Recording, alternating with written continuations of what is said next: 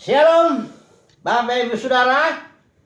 Kita meneruskan studi kisah kristalisasi. Kali ini kita ambil tema berkat Yakub untuk anak-anaknya. Ya, itu ada di pasal 49. Dan tentu kita tidak mungkin bahas semua berkat-berkatnya Yakub ini untuk anak-anaknya. Tapi kita harus memahami dulu maksudnya memberi berkat itu apa. Ya, karena banyak orang mempunyai konsep kalau seseorang diberkati itu berarti dia jalan hidupnya lancar-lancar aja gitu ya, bisnisnya lancar, ya rumah tangganya nggak banyak masalah, ya yang begitu itu nanti kita melihat ya, tapi kita harus paham dulu apa yang dimaksud berkat atau mendapatkan kasih karunia, mendapatkan anugerah dari Tuhan gitu ya. Karena kalau kita punya konsep bahwa itu berarti segala sesuatu lancar-lancar aja, nanti pada kenyataannya orang-orang yang diberkati dalam Alkitab ini nggak begitu dia. Coba dulu kita melihat dulu, memahami berkat ini dengan, coba kita nanti bandingkan berkat Ishak dengan Yakub, dua-duanya diberkati ya. Tapi nanti kita mau melihat dulu ini kedua orang ini. Tapi sebelumnya begini, saya definisikan dulu lah berkat itu. Buat saya definisi yang singkat itu restu ya. Kalau orang diberkati oleh orang tuanya gitu dapat restu dia dari orang tua. Ya, kalau orang diberkati Tuhan dia dapat restu dari Tuhan. Artinya apa sih restu itu? Artinya dalam perjuangannya nanti dia akan mengalami kemudahan, bukan kemudahan. Dia akan mengalami kekuatan atau anugerah untuk berhasil dalam perjuangannya gitu maksudnya. Contohnya, misalnya seorang menikah ya. Ini saya beri contoh dulu yang itu. Orang menikah dia dapat restu dari orang tua. Ya, kalau kita lihat fakta-fakta kehidupan orang yang pernikahannya mendapat restu dari orang tua, besar kemungkinan perjuangannya nanti berakhir kepada keberhasilan. Ya, nggak selalu begitu ya, karena ini kan berkat orang tua. Tapi kalau berkat Tuhan pasti dia, ya. Contohnya lah ya. Yakub itu seorang yang diberkati. Ini langsung aja kita bandingin ya. Yakub dan Ishak. Ini kita sudah bahas ini. Berkat Ishak itu adalah berkat ahli waris. Dia mendapatkan dalam perjuangannya mendapatkan kemudahan untuk mendapatkan warisan dari segala sesuatu yang Abraham miliki, karena yang Abraham miliki itu menjadi milik Ishak karena Ishak itu ahli waris. Kalau Yakub kita lihat itu ya, sudah kita bahas dulu waktu itu, kita bandingkan dengan Esau. Yakub ini mendapat berkat yang saya menyebutnya berkat otoritas. Mengapa demikian? Dia diberkati dengan suatu berkat yang menyatakan bahwa engkau akan berkuasa, bangsa-bangsa akan tunduk kepadamu, engkau akan berkuasa atas anak-anak ibumu. Ya, itu berkat otoritas yang nanti kita lihat itu turun kepada Yehuda. Ya, ini dulu lah ya, dulu kita bandingin dulu. Saya mau bicara dulu sampai kita ada suatu kejelasan lah ya di sini. Nah, kita lihat dulu Yakub ini ya. Dia diberkati. Ya, tentu selain kecukupan makan, minum, pakaian, tanah dan sebagainya. Karena nanti kita melihat bahwa berkat Abraham yang olehmu dan keturunanmu semua kaum di muka bumi diberkati, itu diberikan juga kepada Yakub ketika dia lari dari rumahnya untuk datang ke rumah Laban itu ya. Juga tanah perjanjian itu juga didapat oleh Yakub. Tapi ada sesuatu yang khas ini saya mau bicara dulu, bedain ini Ishak dengan, karena Ishak juga dapat janji bahwa dia olehmu dan keturunanmu semua akan diberkati, itu dapat juga. Tapi maksudnya yang ini Yakub ini berkat otoritas. Tadi kita sudah bahas berkat itu artinya restu lah ya. Yakub direstui untuk menjadi suatu bangsa yang diberkati jadi berkat dan berotoritas, ya, atas bangsa-bangsa lain. Itu makanya Israel itu dibilang kepala, yang lainnya ekor. Ini kadang-kadang orang mencomot ayat itu, dia terapin kepada sembarang orang aja, ya. Kalau misalnya satu kantor itu ada banyak orang Kristennya, semuanya menjadi kepala, ya bagaimana? Kan mesti apa? Itu konteksnya itu kepala dan ekor itu berkat khusus untuk Yakub. Ya terserah kalau ada orang yang dapat secara pribadi, ya itu lain lagi. Tapi secara umum berkat itu nggak boleh diambil mencomot aja orang-orang Kristen ini. Kau akan jadi kepala, yang lain ekor. Ya jangan begitu. Itu berkat otoritas itu yang diberikan Tuhan kepada Yakub dan keturunannya. Nah sekarang kita melihat, ini kan baru restu ya. Lihatlah nanti kita lihat Israel sampai sekarang barangkali sudah mulai kelihatan ya dia berkuasa atas bangsa-bangsa ya. Tapi kan belum jelas. Barulah nanti di langit dan di dalam dispensasi langit dan bumi yang baru. Di situ baru kelihatan di Yerusalem baru itu berotoritas dia, bahkan jadi berkat ya. Dari situ air kehidupan mengalir, daun-daun pohon kehidupan menyembuhkan bangsa-bangsa dan sebagainya. Itu di situ nanti, tapi panjang sekali perjalanannya untuk nanti. Cuma karena ada restu Tuhan, ada berkat Tuhan, pasti Israel berhasil menjadi kepala, yang lain bangsa-bangsa ekor. Itu tandanya diberkati Tuhan itu. Bukan berarti tidak ada penderitaan, bukan berarti tidak ada perjuangan, bukan berarti tidak ada kegagalan, bukan berarti tidak ada masalah dan sebagainya, bukan itu. Diberkati itu artinya direstui perjuangannya. Perjuangan untuk apa? Ya tergantung berkatnya. Kalau berkatnya ke Israel menjadi kepala, yang lain bangsa-bangsa ekor, ya dia dalam perjuangannya untuk menjadi kepala, direstui. Pasti berhasil lah, gitu lah artinya ya, pasti berhasil. Nah jadi saya mau coba lagi bandingkan Ishak dengan Yakub, ya, dalam memberi berkat lah ya di sini, karena ini kan tema kita berkat Yakub yang dia berikan kepada anak-anaknya. Saya mau bandingkan gini, Ishak memang Elohim bekerjanya ya karena berkatnya berkat ahli waris. Ini Ishak kelihatannya bukan artinya begini, tidak banyak penderitaannya atau benturannya atau kesengsaraannya dalam perjuangannya untuk menjadi ahli waris itu, ya.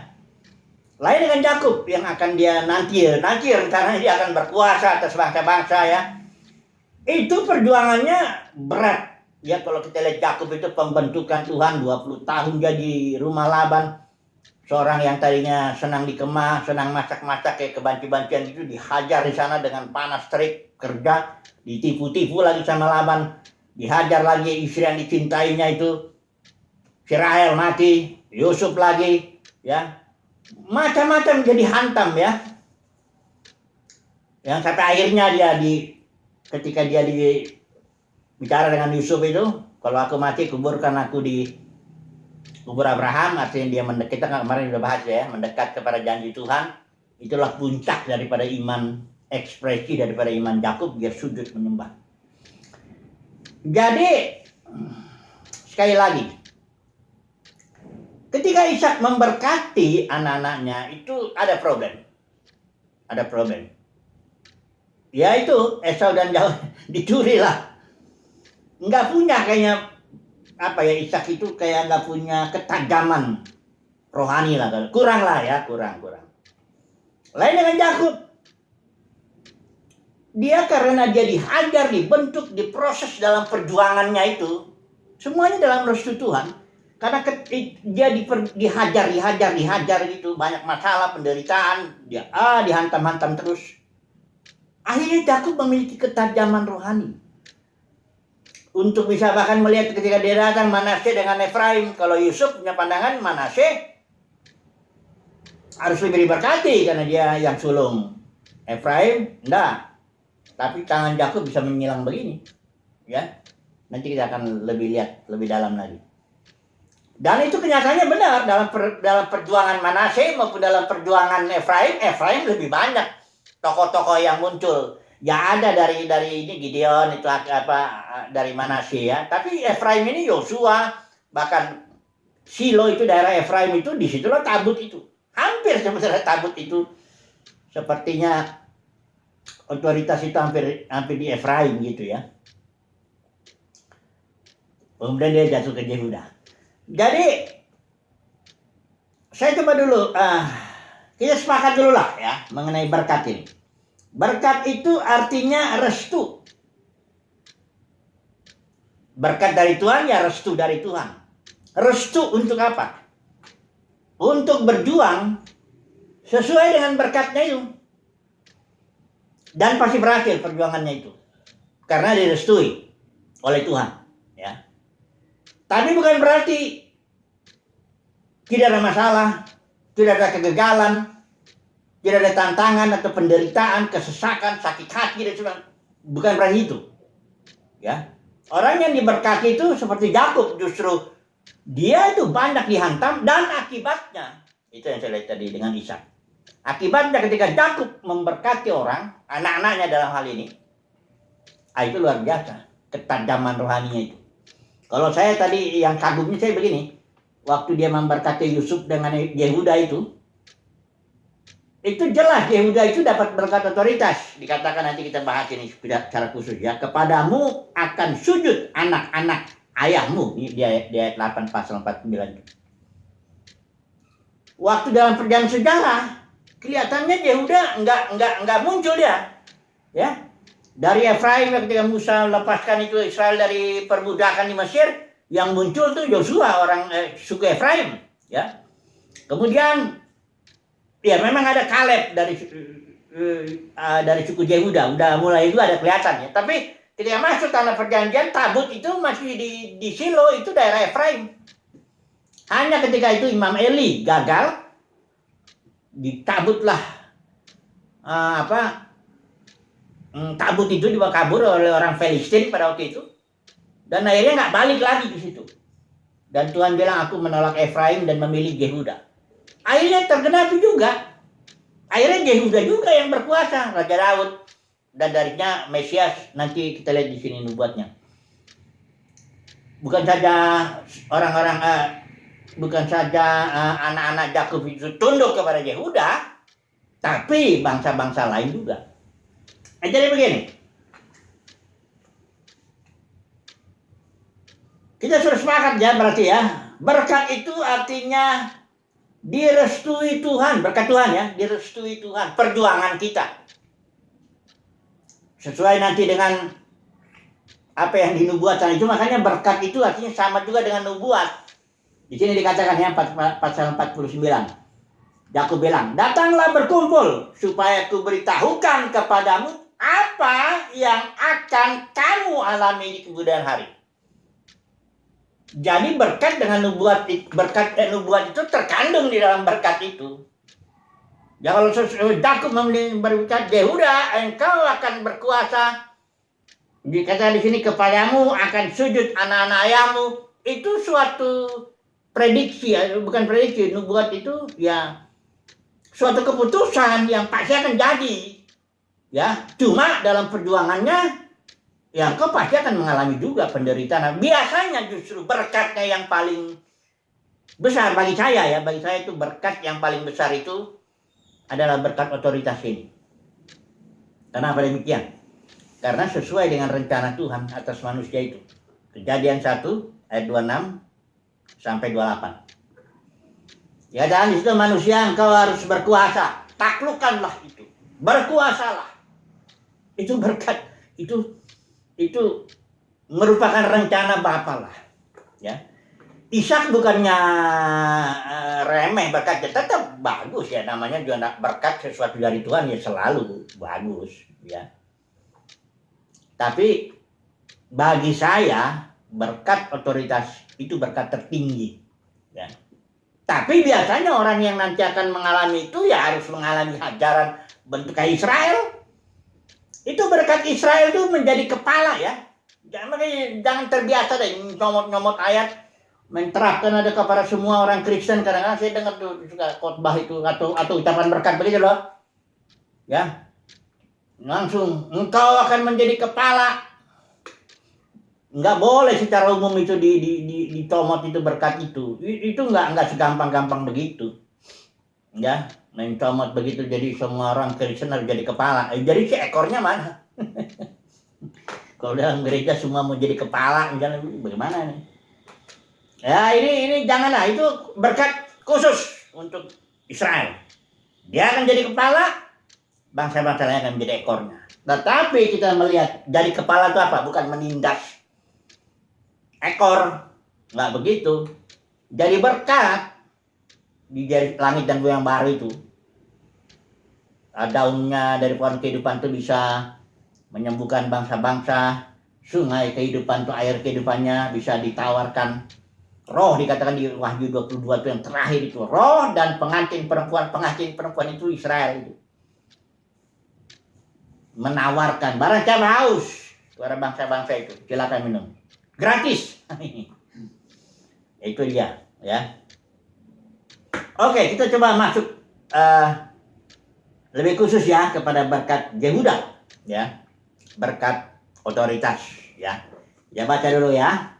Pasal 49 ayat 8. Ya. 8 sampai 10 ini ya. Kita baca dulu. Saya pakai LI ya. Yehuda, engkau akan dipuji oleh saudara-saudaramu. Tanganmu akan menekan tengkuk musuhmu, kepadamu akan sujud anak-anak ayahmu. Ini lihat ya, berkat otoritas. Istilahnya Yehuda jadi kepala begitu ya. Yehuda adalah seperti anak singa. Setelah menerkam, engkau naik ke suatu tempat yang tinggi, hai anakku. Ia meniarap dan berbaring seperti singa jantan atau seperti singa betina. Siapakah yang berani membangunkannya? Nah ini ayat 10 ini jelas ya. Tongkat kerajaan, ini artinya tongkat otoritas ini. Tongkat itu selalu simbol daripada otoritas. Tongkat kerajaan tidak akan beranjak dari Yehuda. Nah, ini suatu bukan ini berkat tapi juga suatu nubuat. Ya. Tongkat kerajaan tidak akan beranjak dari Yehuda ataupun lambang pemerintahan dari antara kakinya. Sampai dia yang datang ini peralih sepakat ini maksudnya Mesias, ya. Sampai dia yang datang yang berhak atasnya, berhak atas tongkat itu, berhak atas otoritas itu. Sampai dia datang yang berhak atasnya, maka akibatnya begini, maka kepadanya akan takluk bangsa-bangsa. Jadi kerajaan Mesias ini yang dimaksud. Ya bukan Israel nggak jadi kepala, enggak. Ya, kalau nanti kita dispensasi kerajaan 1000 tahun, disitulah Mesias dengan para pemenang dalam zaman gereja ini yang memerintah. Tapi di zaman langit dan bumi baru Israel di sana. Ada dua sih, ada tahta anak domba, ada juga tahta putih yang besar, tahta Elohim ya. Nah tapi dalam anak domba itu kan ada mempelainya, itulah Israel. Mempelai anak domba itu Israel ya, Yerusalem baru. Udah kita bahas itu. Nah, jadi kita melihat berkat Yakub kepada Yehuda, itulah menurut saya ya, berkat tertinggi. Berkat otoritas. Ya. Dalam dunia kekristenan ini berkat otoritas ini jarang disinggung itu, tapi pengertiannya kepala, kok jadi ekor, artinya kalau di kantor kok jadi kepala, jadi bos ya. Enak-enak jadi bos. Bukan gitu. Kita memerintah jadi kepala untuk melayani, untuk menjadi berkat kayak Israel di langit dan bumi yang baru, dalam dispensasi langit dan bumi baru. Itu bangsa-bangsa boleh yang sakit-sakit kasih daun ya, daun pohon kehidupan sembuh. Mereka yang haus, lapar, nggak semuanya dikasih sungai air hidup itu gitu, jadi berkat. Itu apa ya? Berkat otoritas lah. Ada lagi satu berkat otoritas niatnya. Siapa yang mengutuk engkau akan terkutuk. Siapa yang memberkati engkau akan diberkati. Itu juga orang yang, karena begini, kalau orang yang memiliki otoritas itu jangan dikutuk oleh orang bawahannya, ini bahaya ini. Ngutuk dia ya kena ya. Gitulah ya, berkat otoritas ya. Jadi ini lebih bagus saya atau kita sambung aja dulu Yusuf ya. Oke, langsung aja lah Yusuf ya. Kita sambil nanti membandingkan dalam ini. Berkat Yusuf ini apa ini? Karena di sini Yusuf termasuk yang teristimewa di antara saudara-saudaranya. Ayat 26 ya. Dikatakan di sini berkat ayah, ayat 26, berkat ayahmu melebihi berkat gunung-gunung yang sejak dahulu, yakni yang paling sedap di bukit-bukit yang berabad-abad. Semuanya itu akan turun ke atas kepala Yusuf, ke atas batu kepala orang yang teristimewa di antara saudara-saudaranya. Ini karena Yakub yang teristimewa di antara saudara-saudaranya, maka dia mendapat, saya menyebutnya berkat berkat hak kesulungan. Dalam peraturan Israel ini, hak kesulungan itu yang sulung mendapat 2 kali lipat daripada yang nggak sulung. Nah, bagaimana caranya Yusuf mendapat 2 kali lipat? Yaitu Yakub bilang, sekarang Efraim, Manase dan Efraim menjadi milikku. Ini di ayat ini dibilang itu. Jadi kalau ketika Yusuf diberkati, itu yang diberkati Manase dan Efraim, dua orang, ya toh. Jadi itu artinya Yusuf mendapat 2 kali lipat berkatnya. Mana dia ya? Ayatnya ini 48, pasal 48 ini. Nah, mana dia ya? Ini dia, ayat yang ke-15 ya, ayat yang ke-15 ketika Yakub memberkati Yusuf. Dia bilang begini, sesudah itu diberkatinyalah Yusuf. Dan diberkati Yusuf. Tapi sebenarnya Yakub memberkati Efraim dan juga Manase. Double itu kan, yang diberkati Yusuf, tapi 2 orang ini bagiannya, bagian berkatnya itu. Jadi Yusuf, hak kesulungan itu ada pada Yusuf karena dia mendapat berkat kesulungan. Apa ya? Kesulungan. Berkat ya, karena hak kesulungan itu 2 kali lipat. Efraim dan Manase. Ya. Itu semua dianggap Yusuf, ya. Efraim dan Manase itu dianggap Yusuf karena ayat 15, sudah itu diberkatinya lah Yusuf. Ya. Nah, kenapa Ruben enggak diberkati, enggak mendapat hak kesulungan? Sebenarnya secara kelahiran itu mestinya Ruben, karena yang dilahirkan Lea itu yang pertama itu Ruben. Kenapa Ruben tidak diberkati? Nah ini dia, ada juga nih dikatakan enggak mendapat hak kesulungan. Nah ini dia pembukanya. Ruben ayat 3 pasal 49. Ruben, engkaulah anak sulungku. Ini sebenarnya dia harus mendapat hak kesulungan. Double porsi. Kekuatanku dan permulaan kegagahanku.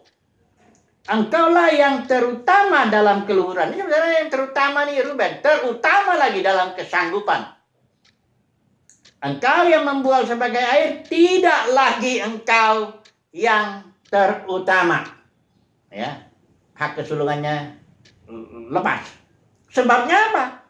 Engkau telah menaiki tempat tidur ayahmu. Nah ini dalam kasus Ruben tuh bersetubuh ya dengan Bilha ya, budaknya Rahel. Ya. Jadi dari berkat Yusuf ini kita belajar ya, memang dari awal pun udah kelihatan perilaku atau perbuatannya itu berkat apa yang dia akan dapat.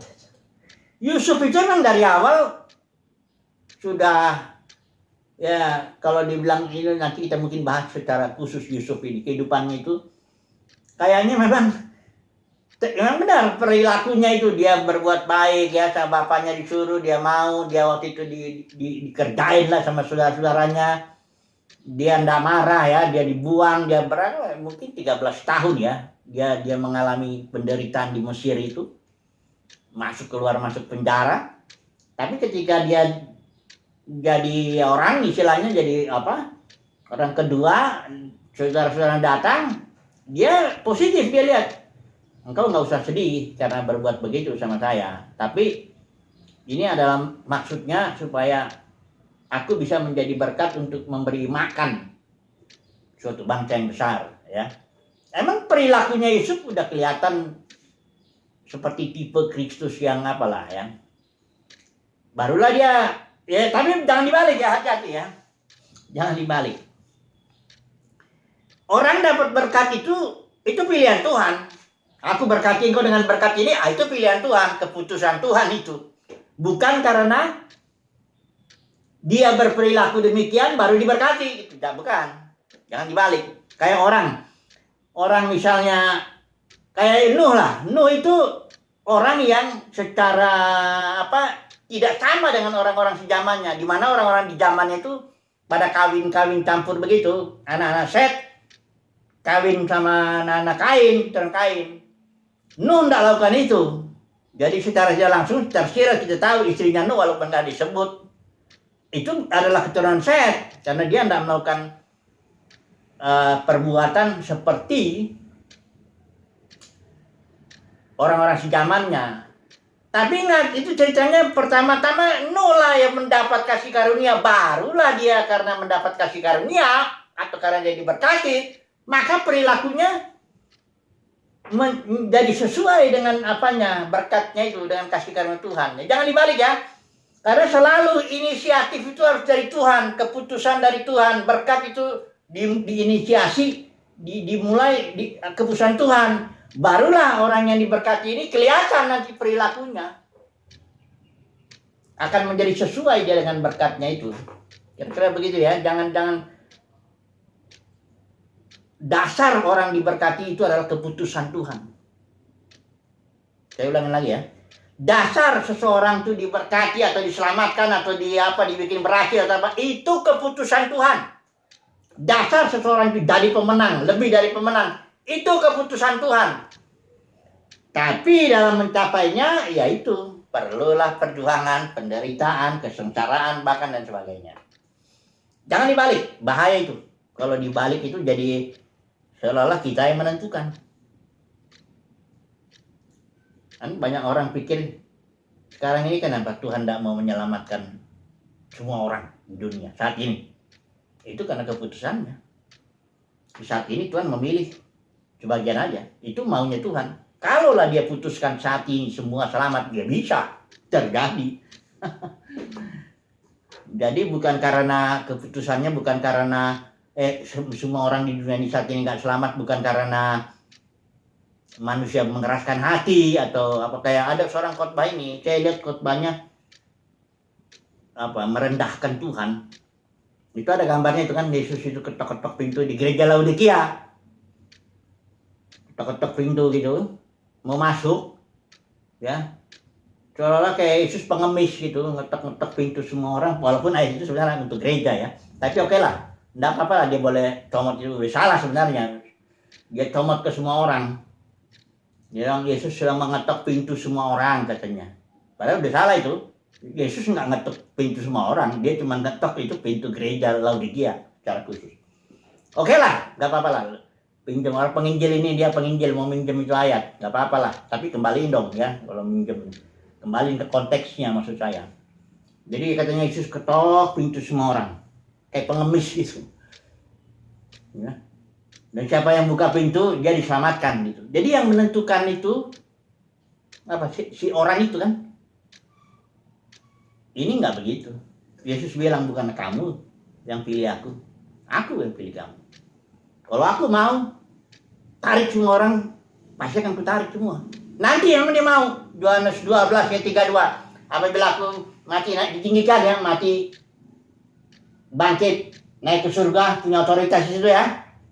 Aku akan tarik, kata Yesus, semua orang. Yohanes 12 ayat 32.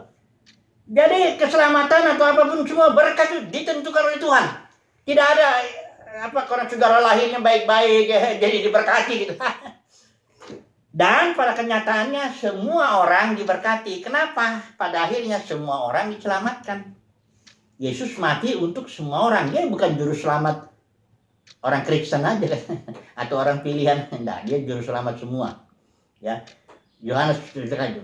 Inilah dia anak domba Elohim yang menghapus dosa seluruh dunia. 1 Yohanes sudah bilang, Yesus menghapus dosa bukan hanya untuk kita, tapi untuk seluruh dunia. Itu nantilah. Oke lah, kita simpulkan dulu. Berkat Yakub untuk anak-anaknya ini. Apa kesimpulannya ini kita? Kalau diberkati ini sebenarnya udah banyak ya. Pokoknya itu inisiatif Tuhan, putusan Tuhan. Di dalam berkat itu ada nubuat, ada suatu apa. Tapi orang yang diberkati dia akan mengalami perjuangan. Direstui lah tapi perjuangannya. Tapi perjuangannya bisa jadi makin tinggi dia berkatnya, otoritasnya. Dia harus benar-benar dihajar, dibentuk kayak Daud. Daud itu dapat berkat otoritas itu.